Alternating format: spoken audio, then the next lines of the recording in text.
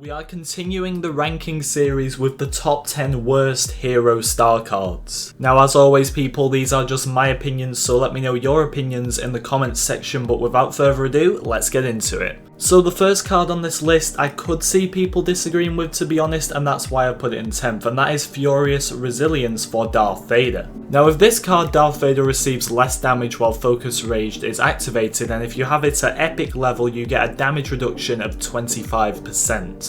Now why do I not like this star card? Firstly, Vader is pretty invincible in the game at the moment. He takes next to no damage anyway, so this star card is pretty useless considering there are so many other ones that could give him more damage output, for example with his saber throw. But secondly, Focus Rage does give Vader bonus health anyway, so this just seems to be going over the top a bit. I get it, if you really want to make Vader as overpowered as possible, you could use this star card, but it's probably going to get to the point where this isn't even noticeable. If I were you, I would be using star cards related to Vader's Force Choke. That's easily his worst ability and that needs improving, not his health. At the number 9 spot though, we've got Extended Exposure for Boba Fett, and this is where For the Hunt reveals enemies for a longer duration. At epic level, the additional duration seconds is 6 seconds. I just don't see why this would be used over other Boba star cards such as the ones for the Rocket Barrage. He has a jetpack which since the patch is very quick, so it's going to be very hard to not track down enemies easily.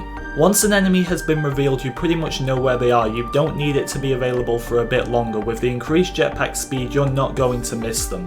Another Boba Fett star card at the number 8 spot is Acute Concussion, where the concussion rocket will concuss enemies for a longer duration. The additional duration or seconds is 2 seconds at epic level. Now I'm not a big fan of the concussion rocket as I've said in a lot of my videos, but I understand a lot of you are. However, all this does is extends the duration for 2 seconds, it's not that much. Up next we've got the optimized shield deployment for Princess Leia, where Leia Organa can deploy the squad shield more often as the recharge time is reduced, and the decreased recharge time at epic level is 30%. Now while I've stated in past videos I'm not a big fan of the squad shield, I do know it has its advantages, and one of those advantages is its recharge time.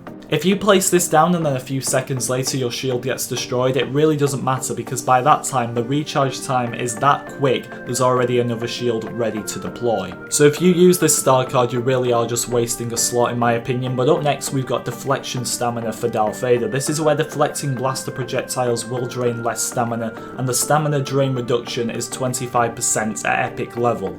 Just like I spoke about for the first star card for Vader on this list, it's his Force Choke really which is the problem. It doesn't do that much damage, so I'd be using star cards for that, or maybe to increase the damage of his saber throw. Stamina isn't an issue with Vader. Total Control for Kylo Ren is at today's number 5 spot, and this is where if Kylo Ren freezes more than 3 enemies, the duration of freeze is longer, and the extended freeze duration is 50% at epic level. Now this star card just doesn't matter, the extended freeze duration just doesn't impact anything because as soon as you attack your enemy who has been frozen, they are immediately unfrozen. So it doesn't matter if you've got a 50% extended freeze duration because as soon as you attack that enemy, they are no longer going to be frozen and they are still going to be a threat to you in game. Hot Swap for Iden Versio is at the number 4 spot, and this is where the Pulse Cannon has a shorter recharge time, and the decreased recharge time or seconds is 4 at epic level. Now not only is the Pulse Cannon really bad, I don't like it, I know a lot of other people don't really like this star card as well, but the recharge time on it is absolutely fine as it is. Why upgrade the Pulse Cannon anyway? This star card doesn't give it any more damage, anything like that, it's just recharge time, which as I said isn't a problem, making this star card useless as well.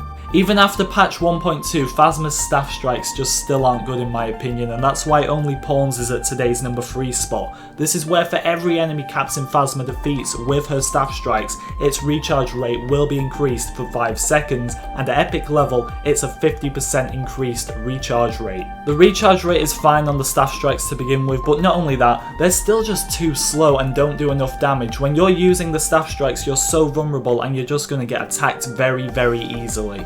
In my opinion, this ability needs to be reworked completely. Maybe it could operate in some sort of way like Jin's batons did in Battlefront 1. Because just missing out on the number 1 spot, we've got All For Myself, another Captain Phasma staff related card, where after Captain Phasma defeats 5 enemies with the staff strikes, the recharge rate of all her abilities are permanently increased, and this is increased by 25% at epic level.